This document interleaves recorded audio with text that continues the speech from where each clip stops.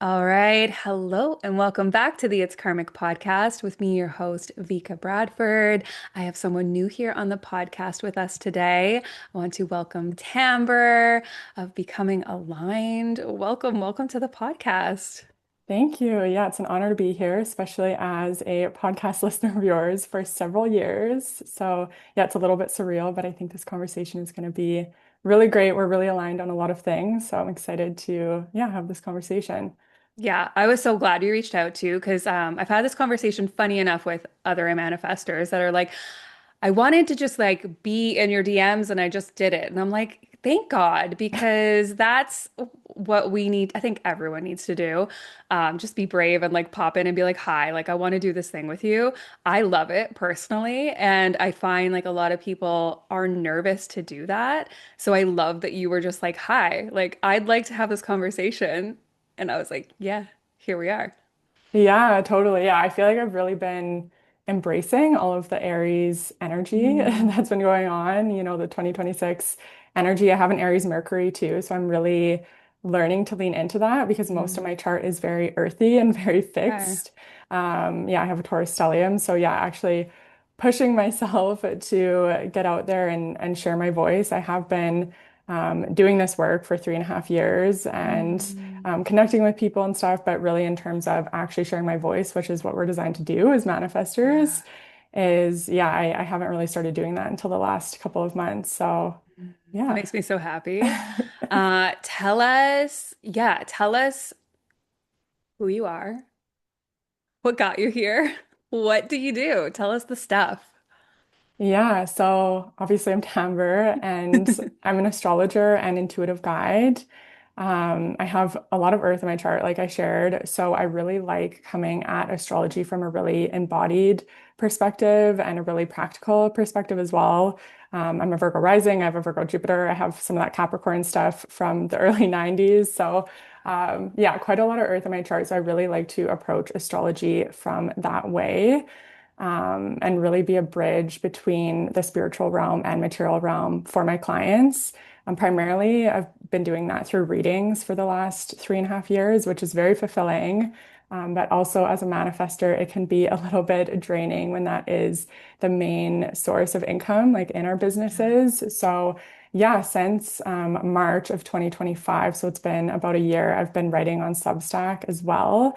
And that's been super fulfilling because I really identify with being a writer and just sharing my voice in that way, sharing my thoughts in that way. And yeah, that's been what I've been pivoting to is having that as kind of like my main thing in my business, be Substack. And I still do readings. But yeah, I'm definitely in that kind of transition phase to really identifying more with being a writer, not just an astrologer. Yeah. And we're gonna definitely dig our toes into that conversation because it's big, it's important, that like claiming of the word, claiming of what we really want to do. Oh, I feel like we're gonna go there. I want to know. What got you into astrology? Like, was it always there? Was it always, and even the intuitive stuff too, right? Like, was that always there for you? Did it turn on at some point? Yeah, like what really led you down the lane to where you are right now in the work you're doing? Yeah, so I wouldn't say I always knew it was there, but like looking back in hindsight, the intuitive part was definitely always there. Like even as a child, I experienced deja vu all the time. I experienced just like different states of consciousness, you could say. I was definitely connected to the spiritual realm a lot. Like I knew that there was a lot more to the world than what had made it seem. I knew that like time was a construct. Like it's really funny. I have this one specific memory. I was probably 7 or 8 years old, and I remember like sitting in school being like, this is all kind of fake. This is not really a thing. Like I was looking at the clock and I was like, that's so interesting that we all just like live our lives off this like one clock. And yeah, so it kind of was always there, but I wouldn't say that I got more into spirituality or into my gifts or into astrology until probably 2015, Mm. 2016. That was right after I graduated university, and I went to university for accounting to get a business degree, actually. So, Okay. very much shut down that intuitive side of me. I was very much like in the logical brain during that time, more masculine side. And then when I graduated university, I actually went to go live in Germany for a year. Mm. So it was really interesting because I basically had to let go of my identity as this athlete. Like I also was a student athlete, a varsity athlete. So I had to let go of that, of, being a business student, being an athlete, all these things. And yeah, it was actually a really hard time in my life. It was on a Pluto line, which I didn't know at the time. I was gonna ask you. That's so Yeah. interesting. Yeah, so I was like, it was crazy. I was having a really big transformation and like huge identity shift. I mean, we usually do around that time, like around, 23. That's a really, really big time. But adding the Pluto line to it, it was just a lot. And being all the way out in Germany, it was a lot. And yeah, I really got into astrology around that time. Like I started learning that I was more than my sun sign. I learned that I was a Virgo rising. I learned my Chiron is in Leo. Like I learned all these little things that I was like, oh my gosh, like this actually makes so much sense. And like, how could something that I thought was so illogical, like be so real? And I can, feel so seen with it. So I definitely got more into that and even like manifestation and stuff around that time. But when I came back to Canada, I kind of shut that off. I went back into just, Mm. working in multiple industries throughout my 20s, early 30s. And it didn't really come back on for me until the start of my Saturn return, which I have Saturn in Aquarius. So this kind of started right around the time of like all the lockdowns and everything going on in 2020. Yeah. And yeah, I actually had a lot more time during that time to slow down and be like, okay, I need to actually go back to this astrology thing and like see what else is there. And I was doing a lot of inner child work at that time, a lot of shadow work, like kind of just weaving everything together. And I thought that the best thing for me to do would be to go back to school and become a therapist. Mm. Again, that was just me, like in my logical brain. I was really good in university when I was doing my undergrad. It was easy for me to get good grades and all these things. So that like Virgo rising side of me was like, Yeah. okay, like what's the societally acceptable thing to do? And it's to become a therapist. So I was like, okay, I'll do that for maybe 5 years and then I'll integrate astrology. Like that was Mm. my plan. And God had very different plans for me because, yeah, it's just how it is, especially during, your Saturn return, your first Saturn return. Yeah. So yeah, I did everything right. Like, 'cause I had really good grades in my undergrad. I did all these senior level psychology courses that I needed to take before I could apply to the master's. So I did that. I got straight A's in all of them. I was actually volunteering at two really big mental health organizations in Canada too. So I had like hundreds of hours there. I had all these really good references from people at these organizations. I spent so much time on my application. I basically did everything right, like a Virgo rising would want to do. Yeah. And yeah, I got rejected in the spring of Wow. 2021, which I was like pretty like shocked about because up until that point, especially with school, it seemed a lot more easy for me. Like, okay, like I Mm. just get the good grades and I get what I want kind of thing. So I was like, wow, like this rejection is like really hitting me hard and like made me, obviously feel unworthy and all those different things when you have a rejection like that. But it was definitely meant to be because I knew around that time when that happened, I was like, okay, this is my sign that I actually just need to start doing it on my own. I need to start sharing everything that I know on my own with my own unique voice. Because my intuition was already telling me that anyways, like just being in that world, like in that mental health space world, whatever, I started realizing that there was a lot of things that I didn't necessarily resonate with Yeah. and a lot of red tape. There was a lot of rules that I didn't agree with, and I didn't feel like we're actually helping people. It was Mhm. like keeping a lot of people stuck in their loops.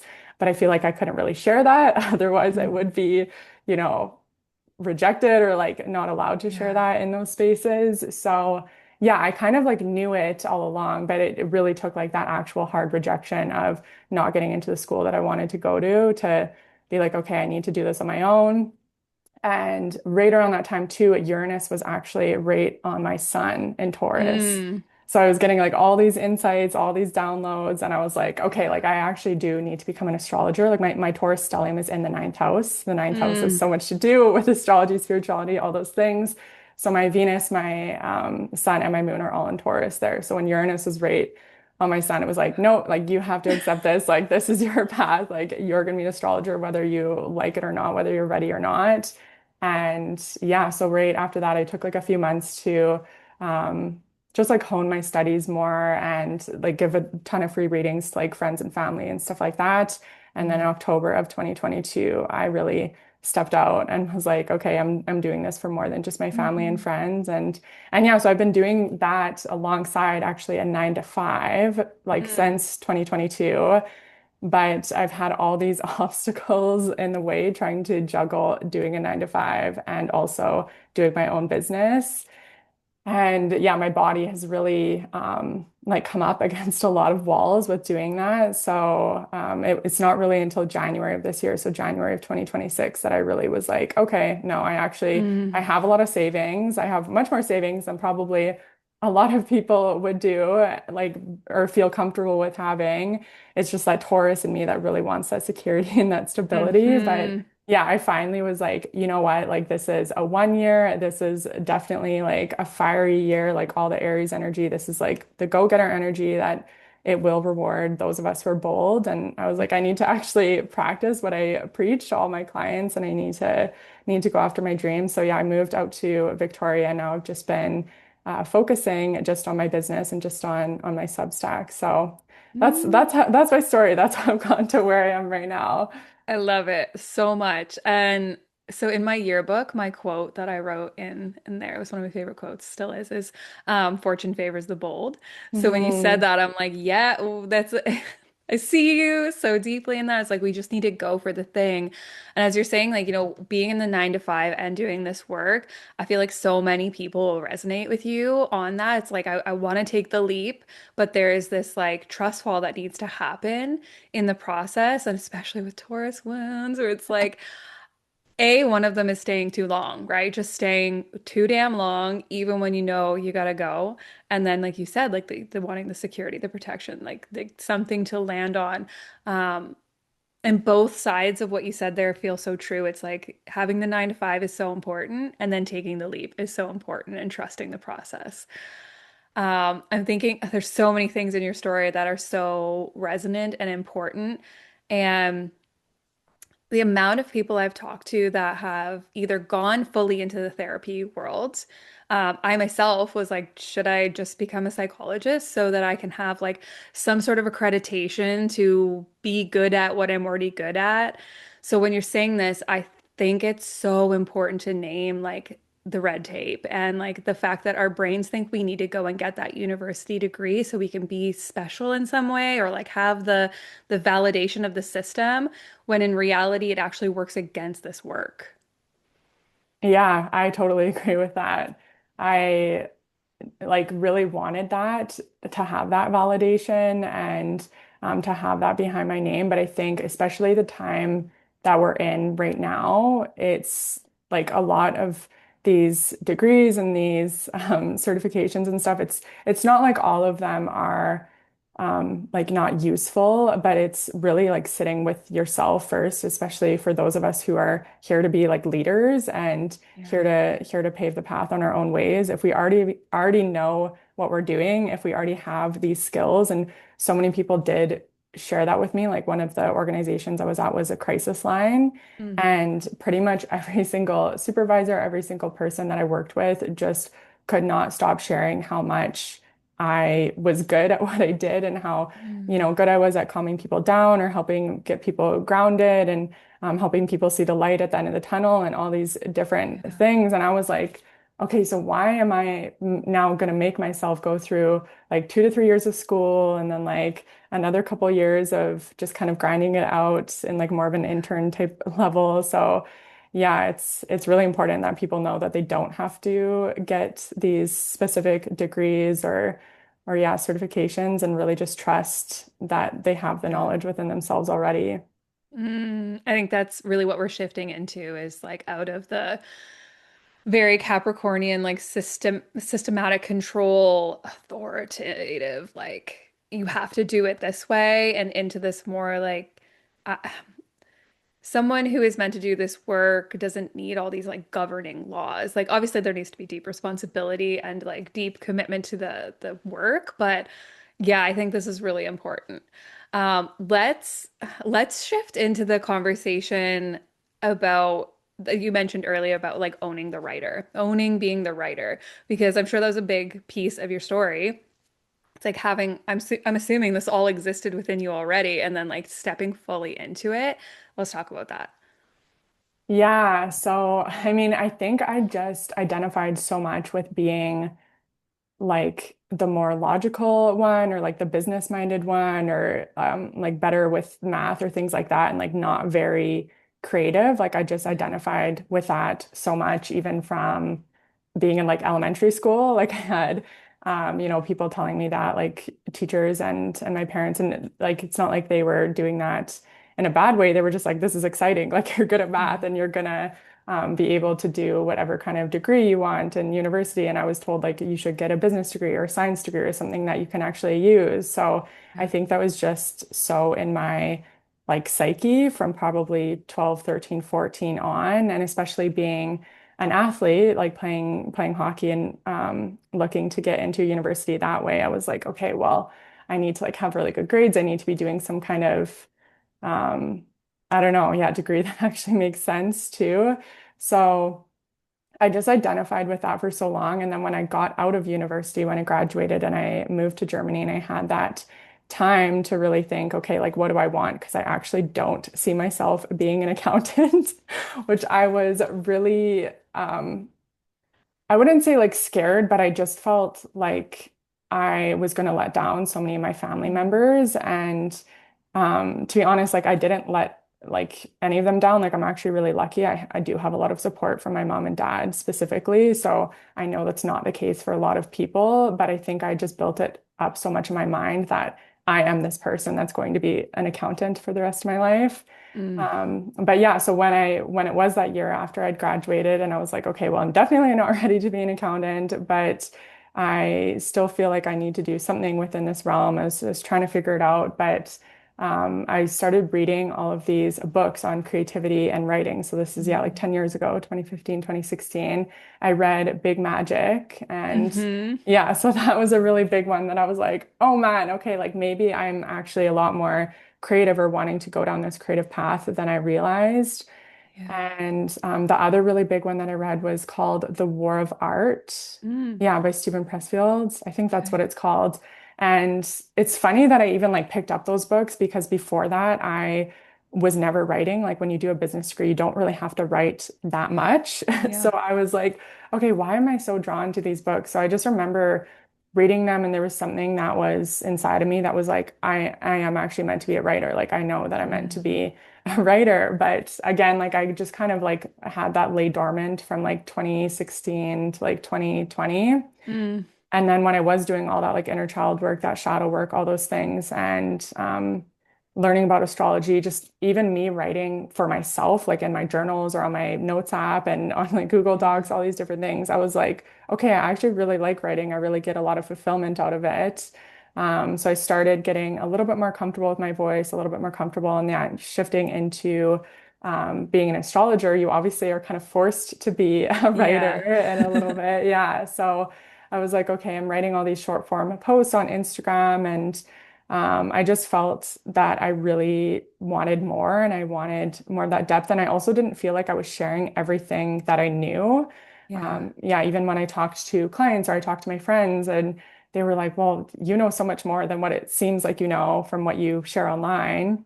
Yeah. And I was like, I know, I just don't feel like I have enough space, I guess, to share it. And yeah, that's really where Substack came in. I was like, okay, I really want to do this long form thing. And Hmm. yeah, now identifying more with that, like that I've been doing it for a year, I guess, with the Yeah. Taurus stellium, it takes me a little while to like It's finally okay. identify with something. Yeah. So I would identify as a writer now. And I definitely want to shift more into that. I'll be an astrologer for the rest of my life, but Hmm.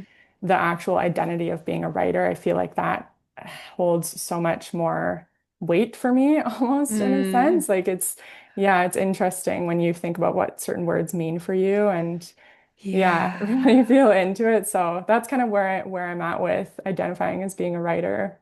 Yeah, and I see you so much in that. What you said at the end there, like struck deep within the body of me, with the two words specifically, artist and writer. It's very easy for me as well to claim astrologer. I feel very confident being an astrologer. It's very natural. It's still a very creative thing to be. I'm sure you can agree. Like we get to essentially like cast the chart from our creative wealth of knowledge and like put it together in our own way.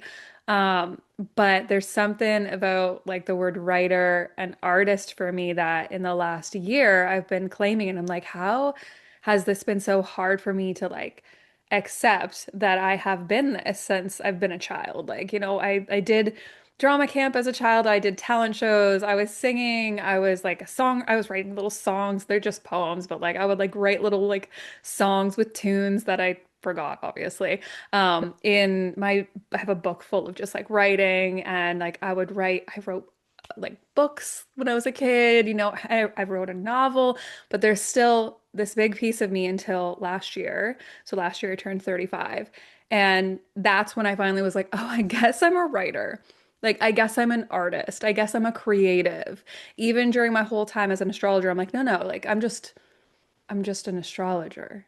So this is so interesting, like these words you said, like that whole different weight than other words. Yeah, totally. Yeah, artist is a big one for me too. And I mean I think that's like a really big like Leo wound. I know I can't remember all of your Leo placements, but Yeah. I have Chiron and Leo, and that's my only Yeah. Leo placement, but I definitely feel that wound of like claiming that and being seen and that sense of self-expression with being an artist. Yeah. Yeah, that is a wound that I've really had to work through. And I finally feel like this year I'm really breaking free in a lot of ways. And Yeah. yeah, I've really like stepped out and been more ready to claim those titles.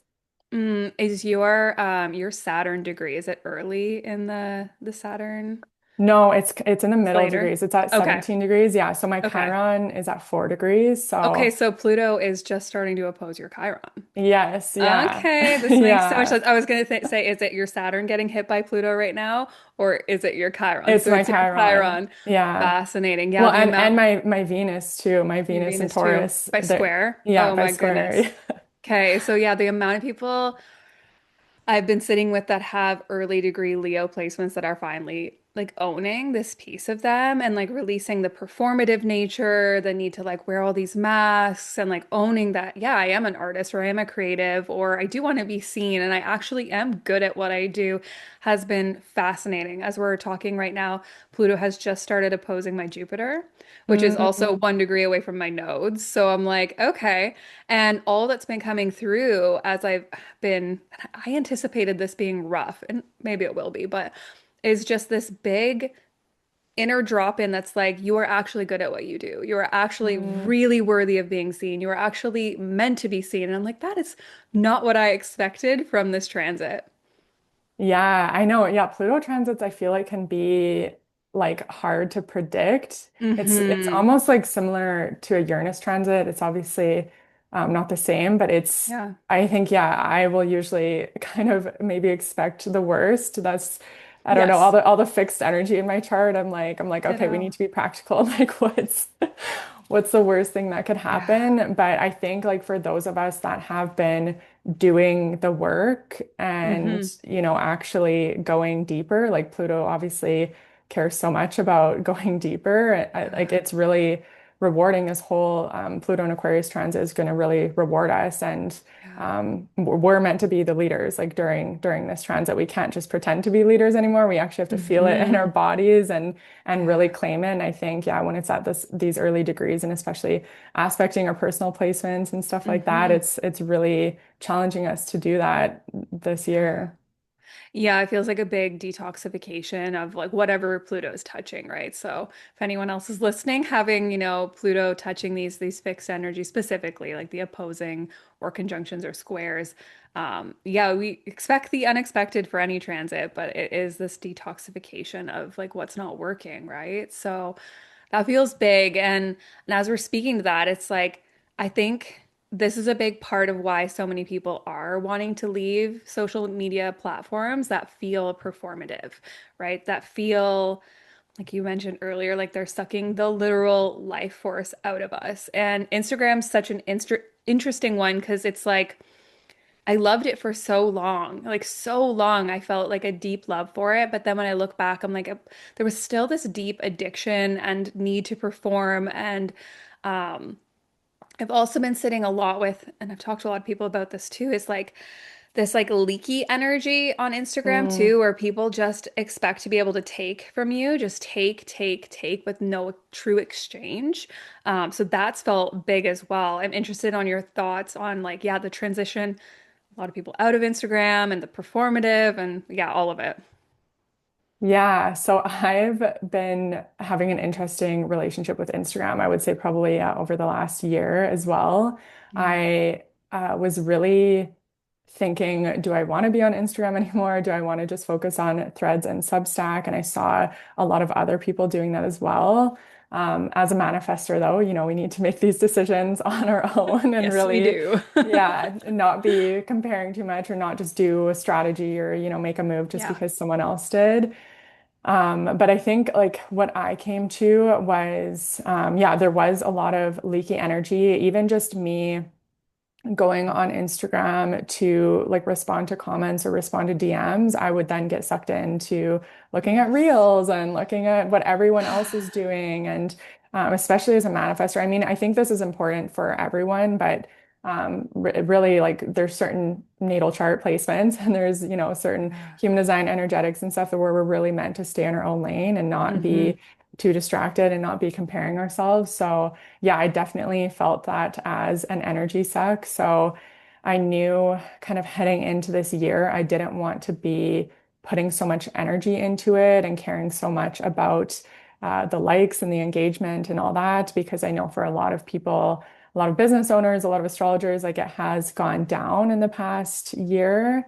And I Yeah. noticed that, and I noticed, tying my worth to that and Yeah. having a lot less followers, but a lot more likes. And then now it's like more followers, but less likes. And it's just so funny to even like talk about because I'm like, does that really matter? Like, will I really care about that when I'm 80 years old? Like, Right. but when you're in it, like it doesn't, yeah, feel great, I guess. So I really had to like sit with myself and be like, okay, like where am I actually making an impact? And I felt for me, it was more on Threads and Substack. And it's been a lot easier for me too to show up on Threads and Substack because it doesn't really feel that performative. I'm just like Hmm. typing, typing, typing, like being that writer and really embodying that. I think that's a lot easier. Whereas Instagram, I felt the need to like show my face on stories all the time and like do the Yeah. reels and Yeah.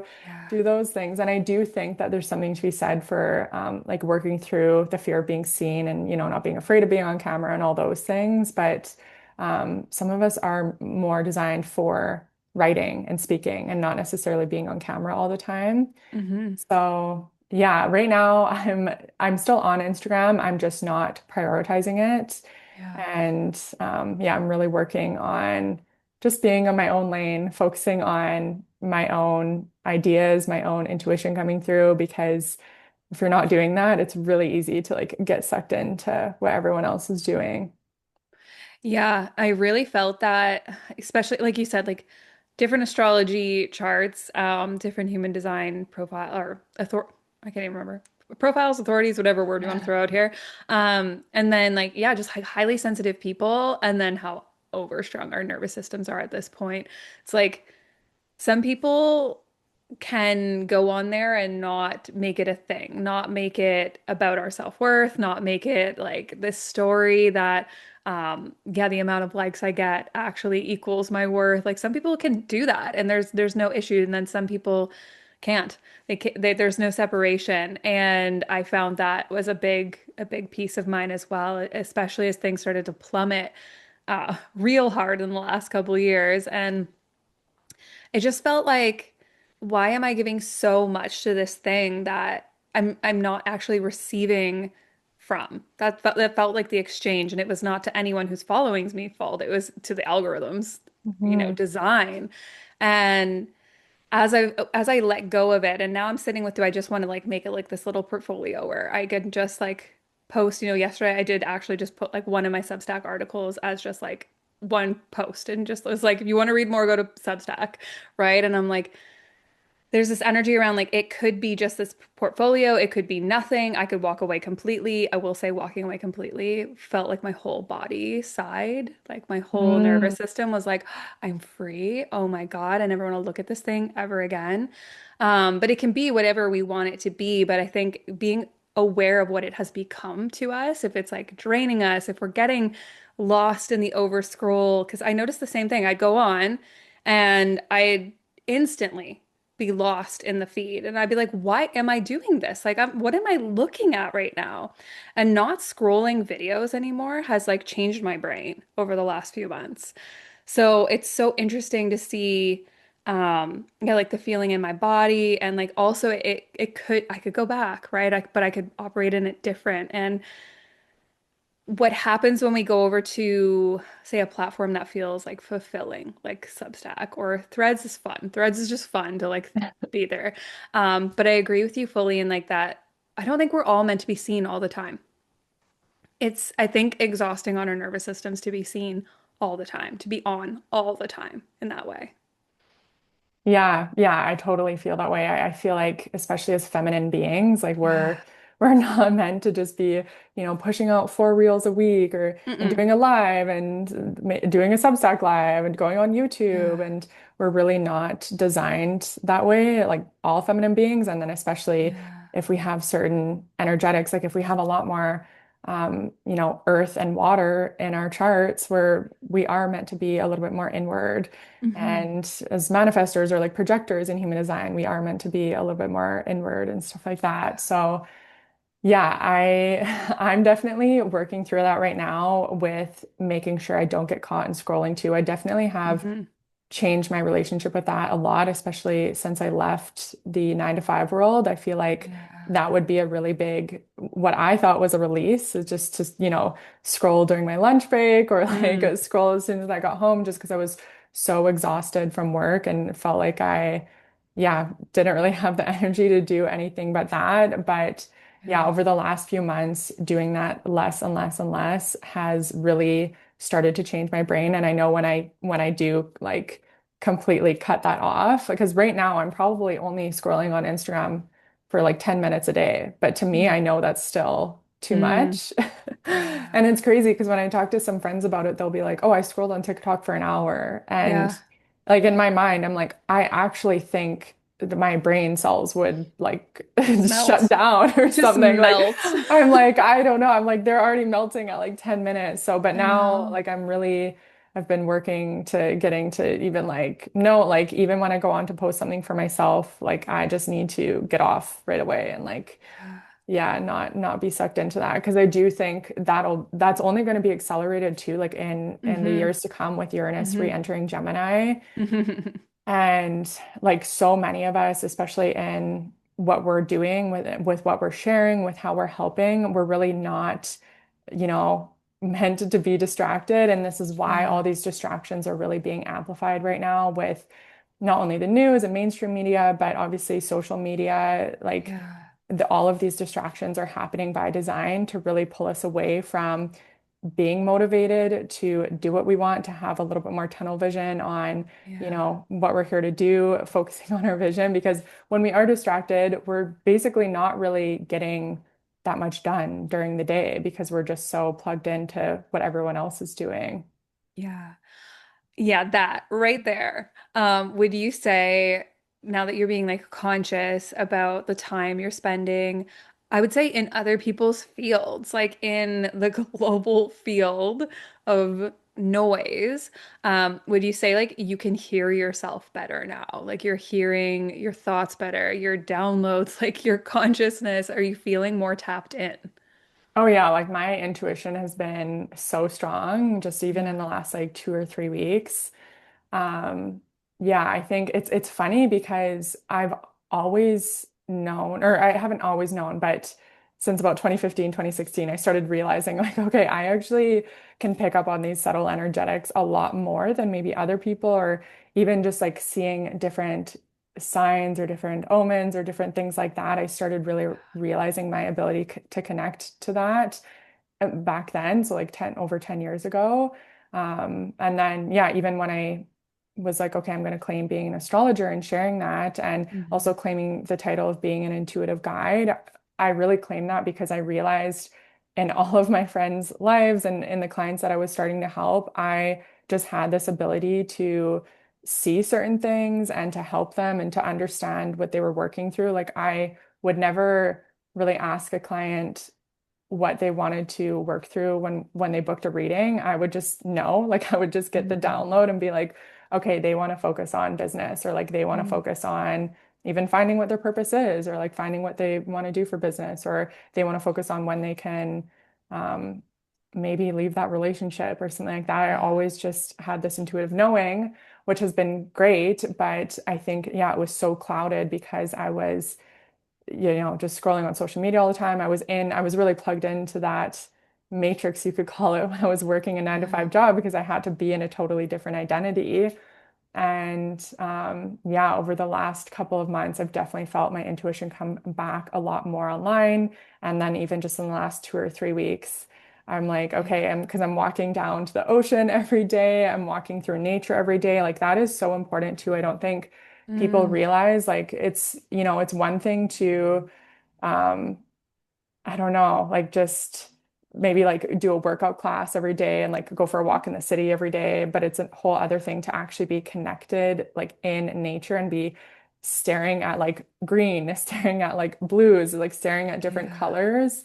Yeah, I've been getting really into that because I feel like us being so plugged in and only staring at like our phones, like we're actually not designed to only look so close. Like we're designed for Yeah. a lot more like long-term vision. So this is Hmm. funny. Like this is just a rabbit hole that I've been going on right now, like more of Mm. like the physiology behind it. Wow. Yeah, so it's like it's crazy how much more you can tap into your intuition, even when you take like a 20 minute or every 20 minutes, you take like a 1 minute break and you just like stare out the Mm. window and like stare at like the farthest point that you can see in your window. Or like actually open your window or open your patio door and get the actual fresh air, stare into the sky, like things like that. It actually totally changes your physiology. And I think Yeah. that really helps us tap into our intuition a lot more too, of course. I think this is so important because you're right. We don't realize how impactful our environment is, especially people living in cities, because you just become a part of it, right? You just are in it. You live in your condo, you maybe walk your dog if you have one. Some people don't have a dog, so they just live in their condos. And like, it's a good question to ask. How many times did you go outside that day? How many times did you go like look at natural light? Um, I have a 12th house stellium and a fourth house stellium. I Mm. can stay inside and rot like real easily. People used to have to come and check on me.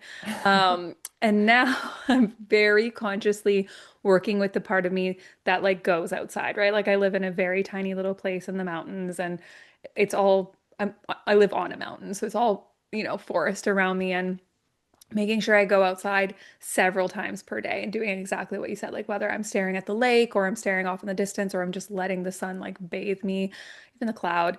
Um, it does change us completely inside out and it regulates us in a way like I think we've become so disconnected from because we're either staring at a screen.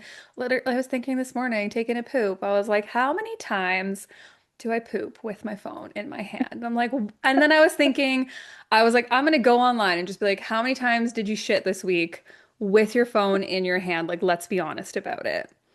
It's an issue. It's so crazy how much everyone's addicted like to their phones. And I mean, Yeah. this is something that we've been like people have been talking about for years and years, but I feel like you just start to notice it so much more when you do break away. Like Yeah. even in my condo building, when I go to get in the elevator, I'm on the top floor. I would like to take the stairs more, but when I It's really go, high. yeah, when I go to get in my elevator, like everyone will just be on their phones. Yeah. And I'm like, we're literally in here for maybe like 30 seconds, not Yeah. even. And we can't even make eye contact. We have to like No. be on our phones. It's so crazy. Or just waiting in line at the coffee shop. Everyone's on their phones. And I've Yeah. started to just realize that so much because I'm actively working on not being on my phone. Hmm. And yeah, people would have so much more energy too. Like it's such an energy Yeah. suck, just not even tapping into your intuition, but just having more energy throughout the day if you're not constantly staring at something, the screen so close to you all the time, whether that be your computer or your phone. Yeah, and I think one thing I've been sitting with, as you're saying this, is like, I want to read all these Substack articles. I'm like, I am so in love with this. Everyone who's listening, go get Substack because your life will change of the quality of content that is on there. And so I'm like, obviously saving all these things, but then when I sit down with my phone, I'm like, I don't want to stare at you like at all. So what I'm sitting with is like, I think I'm gonna do a weekly day where I read my Substack articles on my computer, right? I'm gonna take like Sunday morning and I'm gonna read like two or three Substack articles on my computer, and like that's gonna be it.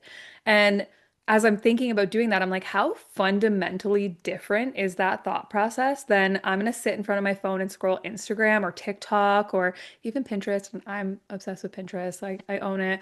But I'm just gonna scroll it until my eyes bleed and the physical impact of what that's doing to our body. Yeah, totally. Yeah. That's actually a really good idea. I feel like Substack is that one platform that I'm so like, there is so much good content and I So have much. so many bookmarks right I now. know. I And know. I actually subscribe to quite a lot of people. So yeah, I have to like basically organize it in like a Virgo Yeah. rising way to like put it into different tabs. Because if I have that all in my Hmm. inbox, it just like overwhelms It's me. crazy. But yeah, there is so much like good content that I want to read. And it's definitely a lot healthier to be reading on the Substack app or Yeah. like reading on your computer. But still, it's that screen time. So That screen. being, yeah, really discerning with like when we are doing that or yeah, saving it all for one day. Mhm. I'm even starting to get to the point where I'm like, I honestly think I'm gonna buy a printer, which I haven't Me owned. too. Yes, and like get a little binder and put them all in there. That's what I've been thinking because I was like, okay, I haven't owned a printer since university, like over 10 years ago, but I would be able to read like 10 articles. And it's not even about Yeah. the mass that I'm able to read, but it's just like the enjoyment of being able to, Yes. read these 10 articles on paper. And then I'd have my Yes. journal beside me. I'd be able to write about Mm-hmm. that. And then you're remembering the information a lot more because you're reading it on Yes. paper. So yeah, I've had Yes. this idea. I'm like, I need to go back in time and like buy a printer and actually just print things out. Yeah, which is hilarious because I've thought about it at least 10 times since I started on Substack. So you just confirmed it. It's happening. And what's funny is I've thought about, my pieces of my manuscript that I'm releasing on there. I've Mhm. thought so many times about if there's someone out there like just printing them and they have this little book of my work and like how much that makes my heart just like so happy to think that there would possibly be someone out there with my printed out little articles, reading them in bed. And I was like, that's it for me. That feels so special rather than these like short little captions on Instagram that I can't tell you much in, or this 3 minute video that even 3 minutes, I feel like my brain is going to explode trying to get the information in I want to share. I just can't. But the idea of this little article being in their hands feels so special. Right? Yeah. I'm definitely feeling that too, especially with like wanting to leave a legacy or like actually have Yeah. my deep work being recognized because when we're focused just on Instagram or maybe those quick hits of like creating a reel and Yeah. or even like a carousel post that goes kind of viral, I'm like, okay, like is this what I'm going to be remembered for or is it going to be more long form content that I can Yeah. actually share everything that I want to share and just being like patient with that too. Like I think that's been a really Yeah. big thing with Substack is patience and yeah, I definitely like get so giddy even every time I get a new paid subscriber. I'm like, oh my gosh, like people are Yeah. resonating with what I have to say and they really care. And even yeah, just the thought of someone printing out something of mine that's like so fulfilling because Yeah. yeah, that's how I want to be seen and recognized too. Like I have a Gemini midheaven, Gemini 10th house, Gemini Mm. midheaven too. So it's like being Yeah. seen and recognized for my writing. That's such a big part of me too. It's huge and it feels so special. I think a lot. Now I have my Gemini Mars is in the ninth house. So I always Mm, wonder if this is why I think this all the time. I'm like, I just want to like start an old school astrology magazine, like back in the day, and it is this physical printed thing. I don't know, it comes out maybe quarterly, and it has like physical articles in it, and they're so special that you keep all of them. Like our moms had all of their favorite magazines because they were actually important and they actually held substance and like or like the National Geographics. Like people kept all of them. Like there are grandparents out there that just had my husband's grandfather had all of the National Geographics like stacked up in the attic. And I'm like, that's how much he loved them. Like they were timepieces. And I'm like, I sometimes I'm like, do I want to create this? Because it feels like it's part of what we're missing is that physical holding of something with substance. yeah. Oh my gosh. I feel like that would, a lot of people would want that. Yeah. And there has been, I think, like some physical astrology magazines and stuff like that, but I Hmm. think maybe they came at the wrong time, or maybe they were trying to um, be part of like the digital world and the physical world Mm. at the same Yeah. time. I've seen Whereas that. whereas I feel like if it was just physical, that almost creates like a specialness around it too, because it's Yeah. like, no, you actually can't read this on the website, or you Hmm. can't read this on a blog or something. Like you have to get the physical copy. And yeah, even with Uranus moving into Gemini, all the, air energy that we have going on, fire energy, Yeah. even with all of that, I do see people really craving that offline Yeah. connection and just like being grounded in some way, because we don't really have that much earth energy going on. So I feel like people Hmm. are going to need that grounding, and I could definitely see something like that like being very successful. Yeah, I feel like it's so interesting with the whole like analog rise that's happening right now. And I find it curious because, when Uranus has been in Taurus for so long, like the rebels and the weirdos became the people who wanted a homestead, the people who wanted to like learn how to cook and take care of a garden and do very Taurus things was all of a sudden like they're the weirdos, they're the outcasts, like these people that don't want to live in our utopian society. And I was like, that's interesting. So as Uranus moves into Gemini, I'm like, is analog the rebellious quality sort of showing through? So we're going to have like the split and divide of, I talked about this on a podcast recently, like where people are going to embed technology into their bodies, like, right, they're going to put all those chips inside their bodies and track their heart rates and da da da da da. But then the analog quality being the rebellious nature of Uranus, saying like we're actually rejecting this. Also, even Pluto being in Aquarius can be like a rejection of the technology. So I'm curious to see what happens with that. Yeah, yeah, oh yeah, there'll definitely be a timeline split. I feel like we're already Yeah. seeing it. Um, yeah, I definitely think the reclamation of our minds is going to be Mm, such a big thing with Uranus and Gemini. yeah. Yeah, with Uranus and Taurus, I think it was all about reclaiming our bodies, Yeah. because a lot of people started to become aware of, different things with the food industry, like big Yeah. food, with pharma, with like all these different things. And people started realizing that's why, the homestead thing became such a thing, or growing your own food and eating Yeah. organic, farm to table, all of that, because people were really craving to reclaim their bodies. And now, yeah, shifting to analog to really reclaim our minds, because I definitely think that um, our minds have been hijacked in a sense with social media, with mainstream media, with Yeah. everything that's been going on. A lot of it is to distract us and divide us. And yeah, that timeline split, I think, will be very interesting to witness. I'll probably be on the analog side, guys. I'm usually on the Oh, the weirdo side.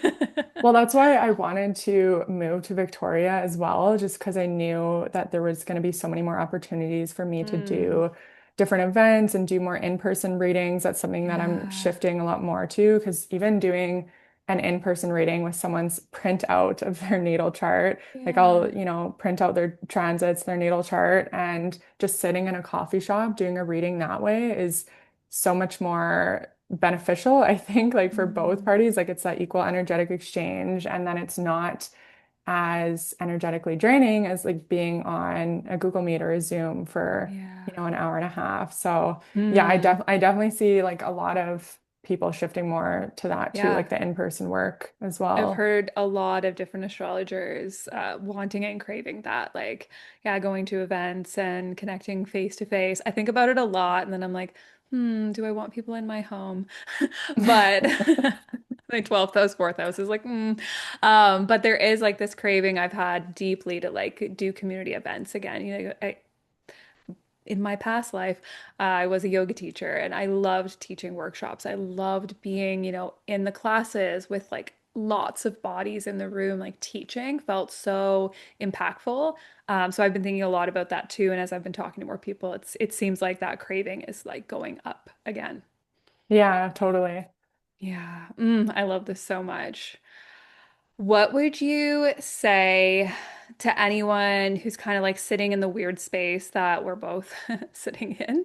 And I would say we're both fully leaned into right now, of shifting into like maybe they want to start a Substack, maybe they want to share their work, maybe they're claiming they're a writer and they're really nervous about it. What would you offer them as advice right now? Mm. This was something that was really hard for me as a Virgo rising. For anyone with Virgo in their chart, like, yeah, like you would know that, it's so easy to stay in planning mode and to Yeah. stay in like, okay, how am I going to organize this? How am I going to format it? How am I going to do XYZ? But I think with all of the Aries energy right now, yeah, it is just really going to reward those who just start like before they feel Mhm. ready. Saturn and Aries is, there's going to be some stops and starts with Saturn and Aries, and it's not like Yeah. everything's going to be really easy. But I think for, people that are just wanting to start writing on Substack now, just getting started before you feel ready, like just publishing your first article, publishing Yeah. your About Me page or whatever it Yes. is. And yeah, not having it fully mapped out, like just starting, because you can always go back and edit things or tweak things if you really want to as well. Yeah. So yeah, I think just starting and then being disciplined with it, that's like a really big thing because I think a lot of people probably have started a Substack in the last couple of years, but they have probably stopped writing articles or Mm. maybe only publish one every 3 or 4 months, which if that's what someone wants to do, they can do that. But if deep in your soul that this is something that you want to be doing, you want to make a sustainable income with, then having that discipline and having that persistence to keep showing up for yourself, even when it seems like no one is watching. Yeah. Yeah, for me, like pretty much the first 8 or 9 months, I really did not have that much traction.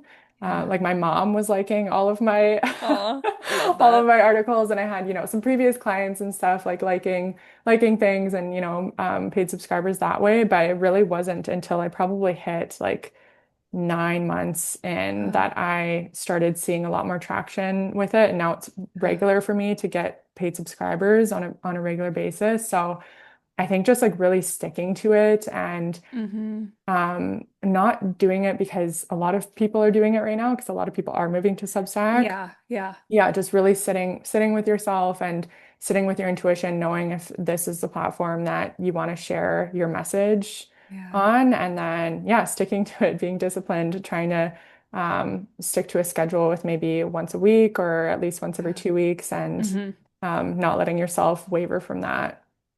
Yeah. And I think it's a really good reminder of like find the platform that feels good to you. Like if Instagram feels like shit the way my body was physically getting like ill from being on there, be brave enough to leave, I would say is one of like thing. And then what you said there is like if Substack doesn't excite you and you're just doing it because you think everyone's going to Substack, don't do that. That's not it. This is two manifestors being like, do not do that because your soul will die. Find the thing, like if you love making TikTok videos, make the friggin' TikTok videos. If you love, like there are some people who love getting on video and like just blabbering on and they succeed at that, right? So I wouldn't want those people to think that they have to go to Substack because Substack's becoming important right now. So I love that reminder. Yeah, totally. It's gonna be felt. Like people can energetically feel if you Yeah. are excited about something, if you want to Yeah. be doing something. And I have noticed that 'cause I'm not really, that comfortable. I don't really like doing these dancing videos and like just doing like talking videos in general on like Yeah. Instagram. I've actually never had my business on TikTok the entire time because I just knew that was a hard no for me from the start. Yes.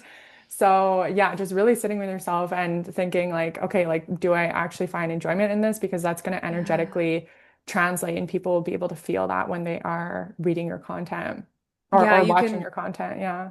Yeah, you can literally feel it. And I would say like the one or the biggest struggles I've had with like visibility when I see my shit just plummeting is because of my energy. And every time I tap in, I'm like, I am the problem every time. So if we can like check our energy and be like, does this feel good in my body? Do I feel excited about this? Do I feel like I even want to put any effort into this? Like the way I feel excited to write a Substack article is like childhood giddiness. I'm like, right now, it's low and slow for me. I've just begun. It still feels like the start of Instagram where I'd have like 4 likes on something. And back in the day, I'd be like, 4 likes. It's amazing. But the part of me that doesn't care about that because I just love being able to write, like we want to find that in whatever platform we're like presenting our work to the world with. Yeah, totally. We're in the era of authenticity. So Yes, we are. yeah, it's needed now more Yeah. than ever. Yeah, Pluto will kill everything that is not. So Yeah. yeah. Okay. How can people connect with you? What are you offering right now? Where can they find you? Tell us the goodies. So my main place would be Substack. It's just Astro Abundance Codes. So you can either search Tamber or Astro Abundance Codes and it should show up. I am on Instagram and Threads. It's just becoming.aligned. Or Okay. of course, yeah, if you search my name, Tamber, it'll come up. So I'm still offering readings right now, but I've actually scaled it back. I'm only doing 5 readings a month. Respect. Yeah, because again, it's just that energy piece where I Yeah. just like I have so much integrity around it too, where I'm like, I'm not gonna Yeah. push myself because I know that like that's not a good reading if I'm like feeling burnt out, you know what I mean? Like Mm-hmm. especially for us in a field that's we need to tap into our intuition for reading. So Yeah. yeah, I'm only offering 5 readings a month. So you can check my calendar for that if I have openings. And then I'm actually launching a course that I've been working on for so long. It's Mm. really been like 2 years, but I would say in the last like couple months, I've just been refining so much of it. And that'll be coming out around the beginning of May. And it's all about how to really use your natal chart to create an alignment and abundant life for yourself or an Mm. aligned and abundant life for yourself.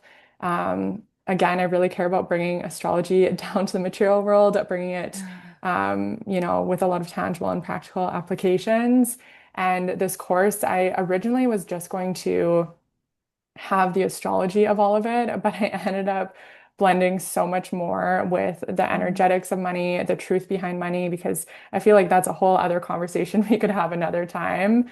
The scarcity consciousness that has been Yeah. amplified right now. And I've just transmuted so much around that, having so much Taurus in my chart, having Mm. Uranus transit Taurus, and I've really come to realize what the true nature of money is, the actual energy of money, and Yeah. all these different forces that have been tried to distort it over the past, thousands of years. I mean, Yeah.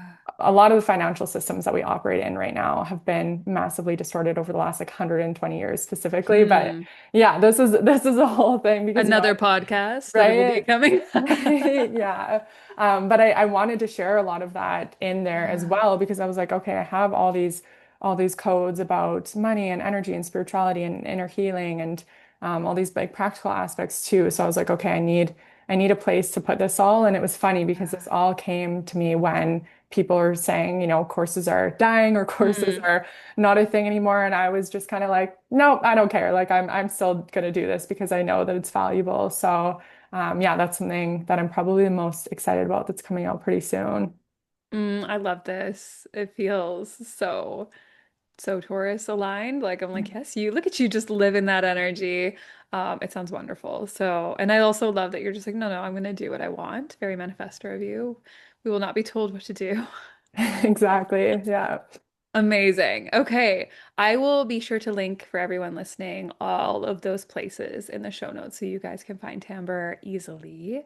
Highly suggest go down. Substack's the easiest rabbit hole to go down because there's just like so much and it's laid out so perfectly for us. So go down the rabbit hole. Everything will be in the show notes. And yeah, I just want to thank you for first, like, asking the thing, coming to me and being like, I got this thing. And I'm like, yeah, yeah, you do. And then just coming to share your medicine with us. It feels so good to like fully hear your story and hear, yeah, these big conversations that I think so many people need to hear about being the writer, being the artist. Where do we go right now as things are just shifting and weird and just stepping deeper into our authenticity?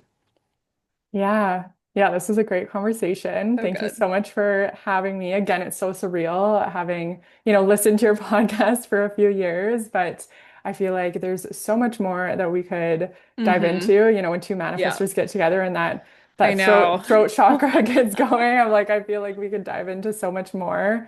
Yeah, So, I yeah. love it. Thank you so much. And for everyone listening, please go and connect with her, and I will see you very soon.